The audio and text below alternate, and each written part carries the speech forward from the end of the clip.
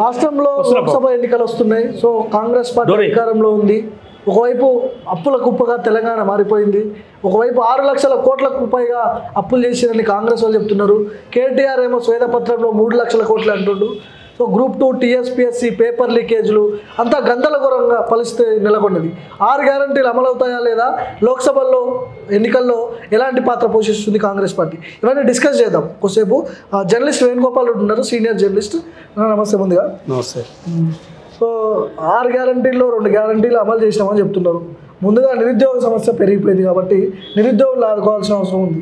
ఎందుకంటే కీలకంగా పనిచేసిన వాళ్ళంతా కూడా మన ధర్నా చౌక్లో కూర్చున్నారు. సో ఈ అంశం మీరు ఏం చెప్తారు? మీరు ఒకటి, నిరుద్యోగులకు సంబంధించిన అంశము అది మొదటి నుంచి కూడా చాలా ఇబ్బందికరంగానే ఉన్నది రాష్ట్రంలో. ఎందుకున్నది అంటే ప్రతి పేపర్ అంటే ఎగ్జామ్ నిర్వహిస్తున్న ప్రతి పేపర్ లీక్ కావడం వల్ల ఈ ఇబ్బందులు ఎదుర్కోవాల్సిన పరిస్థితి నిరుద్యోగులకు వచ్చింది.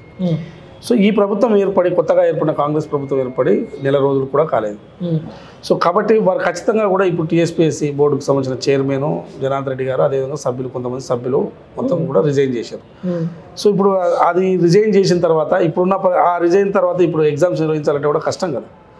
కాబట్టి దీన్ని మొత్తం పూర్తి స్థాయిలో టీఎస్పీఎస్సీ బోర్డు కొత్తగా ఏర్పాటైన తర్వాత వచ్చి ఏ డిపార్ట్మెంట్లో ఖాళీగా ఉన్నాయి ఏంటి అనే దాని మీద వాళ్ళు 2 లక్షల ఉద్యోగాలు అయితే మేము పూర్తి చేస్తాం, ఖాళీగా ఉన్నాయి, మేము ఫిలప్ చేస్తాం అని చెప్పి ఇప్పుడు వచ్చిన ప్రభుత్వం చెప్తున్నది. వాళ్ళైతే జాబ్ క్యాలెండర్ పెట్టుకున్నారు, 1 ఇయర్లో పూర్తి చేస్తాం అంటున్నారు. సో డెఫినెట్గా కూడా 1 ఇయర్ సమయం ఇవ్వాల్సిందే ప్రభుత్వానికి. ఎందుకంటే ఈ ప్రభుత్వానికి ఇవ్వాల్సిందే. 20 రోజుల్లో ఎగ్జామ్స్ పెట్టి అన్ని పూర్తి చేయాలంటే సాధ్యం కాదు. టీఎస్పీఎస్సీ బోర్డే లేదు, ఇప్పుడు లేదు. జనార్దన్ రెడ్డి రాజీనామా చేసినా కూడా గవర్నర్ ఎందుకు ఆమోదించట్లేదు అంటారు? ఏదైనా దానికి లీగల్గా పూర్తి స్థాయిలో రాష్ట్రపతి నుంచి పూర్తిగా దానికి ఆమోదం పొందాల్సిన అవసరం ఉన్నది. సో ఇవన్నీ కూడా ప్రాసెస్ ప్రకారం అయిపోతాయి, కొంత టైం తీసుకుంటుంది. సో ఏదైనా ఇప్పటికిప్పుడే నెల రోజుల్లో నిర్వహించేదైతే కాదు జనరల్గా. అది విద్యార్థులకు కూడా అర్థమవుతుంది, నిరుద్యోగులకు కూడా అర్థమవుతుంది. కాకపోతే ఎట్లా దీన్ని పూర్తి చేస్తామనేది ఈ ప్రభుత్వం వచ్చిన ప్రభుత్వం క్యాలెండర్ రిలీజ్ చేస్తే సరిపోతుంది. దాని ప్రకారము ఏ ఎగ్జామ్స్ ఎప్పుడు నిర్వహిస్తాము, ఎట్లా నిర్వహిస్తాము అనే దాని మీద, అదే క్యాలెండర్ అనే దాని మీద విడుదల చేస్తారు. కానీ అది విడుదల చేయాలన్నా టీఎస్పీఎస్సీ బోర్డు మళ్ళీ ఇప్పుడు కొత్త బోర్డు రావాల్సిందే కదా. కాబట్టి దీనికి కొంత టైం కొంత పడుతుంది ఖచ్చితంగా కూడా. 20 రోజులు అయితే పడుతుంది కదా. సో దానికి వెయిట్ చేయాల్సిందే, చూడాలి. కేటీఆర్ మొన్న శ్వేతపత్రం రిలీజ్ చేసిండు తెలంగాణ భవన్లో. 3 లక్షల కోట్లే అని అంటున్నాడు అప్పు. తెలంగాణ అప్పులు మొత్తం 3 లక్షల కోట్లేనంట. కాంగ్రెస్ పార్టీ వాళ్ళేమో 6 లక్షల పైగా కోట్లకు పైగా అప్పులు చేసిరని వీళ్ళు చెప్తున్నారు. ఏది వాస్తవం? ఎన్ని అప్పులు జరిగినాయి అసలు తెలంగాణ? ఇప్పుడు వాళ్ళు చెప్తున్న అప్పులన్నీ కూడా ఏదైనా ఎఫ్ఆర్బిఎం ప్రకారం చెప్తున్నారు. ఎఫ్ఆర్బిఎం పరిధిలో పడి ఏదైతే ఫిజికల్ రెస్పాన్సిబుల్ బడ్జెట్ మేనేజ్మెంట్ ఏదైతే ఉందో దాని ఆధారంగానే అప్పులు, ఆ లెక్క ప్రకారమే వాళ్ళ అప్పులు చెప్తున్నారు తప్ప అవి 3,60,000 కోట్ల కన్నా ఎక్కువ చేయడానికి లేదు కాబట్టి అదే లెక్కలు చెప్తున్నారు. వాళ్ళు ఏదైతే కొన్ని సృష్టించి, అంటే సంస్థలు సృష్టించి అప్పులు, అంటే కార్పొరేషన్ సంస్థలు అంటే కార్పొరేషన్లు సృష్టించారు. ఇది కాళేశ్వరం కావచ్చు, మిషన్ భగీరథ కావచ్చు, ఇంకా వివిధ డిపార్ట్మెంట్ల కార్పొరేషన్లు సృష్టించారు. వాటి ద్వారా అప్పులు తీసుకొచ్చారు. అవి లెక్కలకు తీసుకొస్తారు. మరి అవి ఎవరు కట్టాలి డబ్బులు? అవి కూడా ప్రజలే కట్టాలి కదా. ప్రజలంటే బడ్జెట్, ప్రజలకు వచ్చిన ఆదాయంతో కట్టాలి. అంటే ప్రజల నుంచి వచ్చిన ఆదాయం, ప్రభుత్వానికి వచ్చిన ఆదాయంతో కట్టాలి. మరి వాళ్ళు చెప్తున్నది ఏంటి? మరి కార్పొరేషన్లకు సంబంధించి ఇవాళ ప్రజలు డైరెక్ట్గా ఆ సంస్థలే కట్టుకోవట్లేదు. ఓకే, కాళేశ్వరం ద్వారా నీళ్లు లేకుండా నీళ్ళకి ట్యాక్స్ వేసి ఆ ట్యాక్స్ తీసుకొచ్చి డబ్బులు చెల్లిస్తలేరు. కాళేశ్వరం చేసిన అప్పులు ప్రభుత్వ ట్రెజరీ నుంచే కట్టాల్సి వస్తుంది. మరి అప్పుడు ప్రభుత్వ అప్పులే కదా అవన్నీ, ఆ మిషన్ భరిత ప్రభుత్వ అప్పులే కదా. ఇవన్నీ కలుపుకుంటే వాళ్ళు చెప్తున్న లెక్క ప్రకారం 7 లక్షల కోట్ల అప్పులు అయినాయి అనేది దాదాపు. మరి ఇప్పుడు ఇంత అప్పుల కుప్పగా ఉంటే 6 గ్యారంటీలు, 5 డిక్లరేషన్లు, ఇటు మహిళలకు బస్సు ఫ్రీ పెట్టారు, ఇప్పుడు రేషన్ కార్డులు ఇవ్వాలి, మిగతా 4 గ్యారంటీలు కూడా అమలు చేయాలి. ఎట్లా సాధ్యమవుతుంది? ఇవన్నీ ఎట్లా సాధ్యమవుతుంది? ఎట్లయినా ఒక్కొక్క ప్రభుత్వానికి ఒక ప్రయారిటీస్ ఉంటాయి. ఆ ప్రయారిటీస్ ప్రకారం ముందరికి వెళ్తారు. ఇప్పటి వరకు గత ప్రభుత్వానికి సంబంధించిన కేసీఆర్ గారికి ప్రభుత్వం ఎట్లా ఉన్నది, వాళ్ళకు ఒక ప్రయారిటీస్ ఉన్నాయి. అంటే బిల్డింగ్లు కూలగొట్టడం, కొత్త బిల్డింగ్లు కట్టడం, ఇట్లాంటి ప్రయారిటీస్ ఉన్నాయి. అంటే లైక్ ఏంటంటే ఇదేం సెటరిక్ కాదు, వెటకారం కాదు. ఎందుకంటే సచివాలయం మంచి సచివాలయం ఉన్నదాన్ని కూలగొట్టిర్రు, దాన్ని కట్టిర్రు, దానికి డబ్బులు అయినాయి.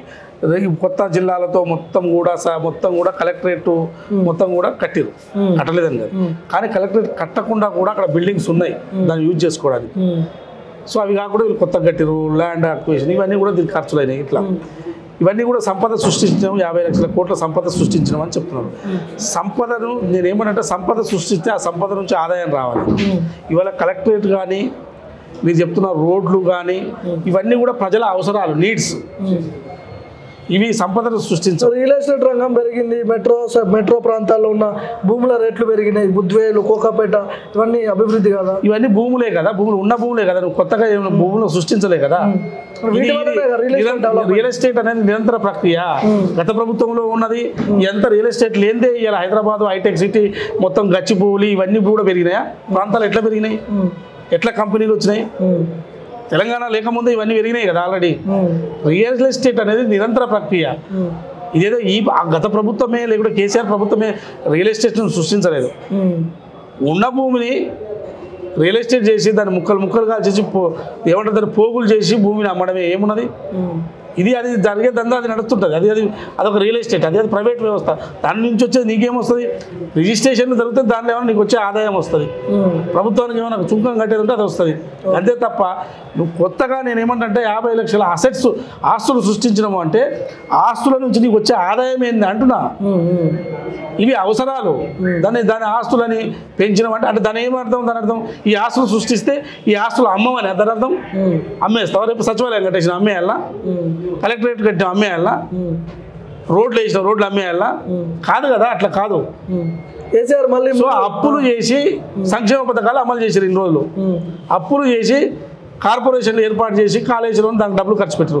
అది బాలమురంగా ఉండొచ్చు, ఎనీ ప్రాజెక్టులు అన్ని అప్పుల ద్వారానే. ఇప్పుడు అప్పులు చేసినారు అంటారు. అప్పులు చేయకుండా ఎట్లా సాధ్యమవుతుంది? ఇప్పుడు అన్ని లక్షల కోట్లు అప్పులు చేయకపోతే మరి ప్రభుత్వానికి ఆదాయం ఎట్లా వస్తుంది? పబ్లిక్ ఏం పని చేస్తారు వాళ్ళు? అదే చెప్తున్నాడు కేటీఆర్. ఏమంటే ప్రభుత్వం ఎట్లా సాధ్యమవుతుంది అంటున్నారు. అప్పులు అనేది రైటా? అది హక్కా? ప్రతి మనిషి అప్పు చేయాలని రూల్ ఉందా? హక్కు ఖచ్చితంగా మీరు అప్పులు చేయాల్సిందే ప్రభుత్వానికి ఉందా? అప్పు ఎప్పుడు చేస్తాడు మనిషి? ఒక వ్యక్తి, ఒక కుటుంబము అప్పు ఎప్పుడు చేస్తుంది? ఆ ఫ్యామిలీ బక్క చిక్కినప్పుడు అప్పులు చేస్తారు. అంటే మనం బక్క చిక్కినట్టే కదా ప్రభుత్వం. అంటే నీకు తెలంగాణ రాష్ట్రం ఏర్పడినప్పుడు మిగులు బడ్జెట్తో ఉన్న రాష్ట్రము అప్పుల పాలు విపరీతంగా 7 లక్షల కోట్ల వరకు అప్పులు అయిందంటే దరిద్రం. అప్పులు అంటే దరిద్రం, దివాలా తీసినట్టు. మరి ఇప్పుడు మీరు కూడా 900 కోట్లు ఏమో చేసిరంటారు. అంటే కాంగ్రెస్ పార్టీ వాళ్ళు ముఖ్యంగా, అంటే కాంగ్రెస్ పార్టీ వాళ్ళు అధికారంలోకి రాగానే 900 కోట్లు అప్పు చేసినట్టు కొన్ని సోషల్ మీడియాలో మాట్లాడుతారు. 900 కాదు, వాళ్ళు ఇంకా 2-3 లక్షల కోట్లు అప్పులు చేయాల్సిందే ఇప్పుడు ప్రభుత్వం నడపాలంటే. ఇప్పుడున్న పరిస్థితుల్లో మొత్తం అంతా ఖాళీ అయింది. 900 కోట్లు 2-3 లక్షలు అప్పులు చేయాల్సిందే ఈ ప్రభుత్వం కూడా. చేయకపోతే నడవదు. కాకపోతే దుబారం కాకుండా మీరు తెచ్చే అప్పులు ఆదాయాన్ని సృష్టించే విధంగా ఈ ప్రభుత్వం కూడా చేయాలి.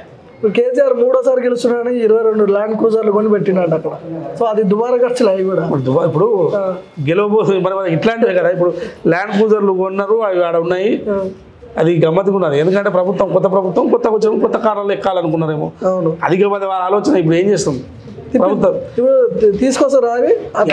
ప్రభుత్వం కొన్న తర్వాత ఏం చేస్తారు? ఎవరైనా ప్రభుత్వము కట్టిన బిల్డింగ్లు అయినా కొన్నవైనా వాడాల్సిందే కదా. దాన్ని మళ్ళీ దాని నిరుపయోగంలో పెట్టలేం కదా. పర్సనల్గా యూజ్ చేసుకొని కూడా ఏముంటుంది కదా, తప్పు.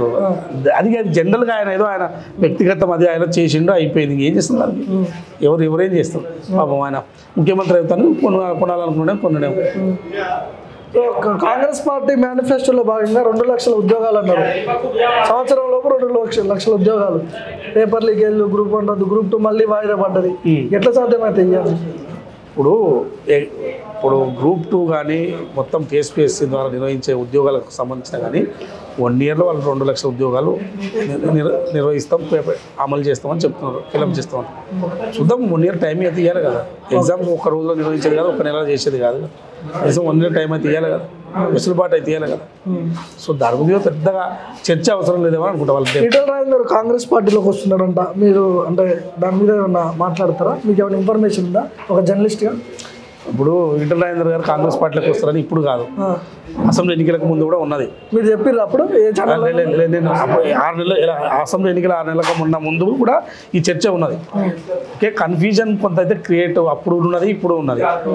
సో ఇప్పుడు బీజేపీ పరిస్థితి రాష్ట్రంలో కొంత లేదు కాబట్టి ఇప్పుడున్న పరిస్థితుల్లో లోక్సభకు పోయి రేపు ఎంపీ గెలవాలనుకుంటే అది బీజేపీతో సాధ్యమవుతుందా కాదని ఒక ఆందోళన అయితే ఉన్నది. సో అందులో భాగంగా వస్తున్నారు ఈటెల రాజేందర్. కానీ ఈటెల రాజేందర్ గారు కాంగ్రెస్లోకి వస్తే మాత్రం డెఫినెట్గా ఆయన ఎంపీ కావడానికి స్కోప్ ఉంది. అంటే వస్తే ఎంపీ ఎలక్షన్స్ ముందే రావాలి వస్తే మాత్రం లోక్సభ సభ్యుడిగా కావడం స్పష్టం, అంటే ఖచ్చితంగా కావడానికి స్కోప్ ఉంది. అదే బీజేపీకి అయితే కొంచెం కష్టమైన మల్కాజ్గిరి నుంచి అంటున్నారు, జైరాబాద్ అంటున్నారు, మెదక్ అంటున్నారు, కరీంనగర్ నుంచి కంటెస్ట్ చేసినా కూడా కరీంనగర్ అంటే లేదనుకున్నా ఎంపీ గెలిస్తే సెంట్రల్ ఏమైనా అవకాశాలు ఉంటాయి. గెలిస్తే అవకాశం ఉంటుంది. గెలవడానికి స్కోప్ ఉండాలంటే కూడా అక్కడ ఉన్న పరిస్థితులు, పార్టీ బలము ఎంత, స్ట్రెంత్ ఎంత చూడాలి కదా. మీ అంచనా ప్రకారం ఏంది, వస్తారంటారా అంటారా?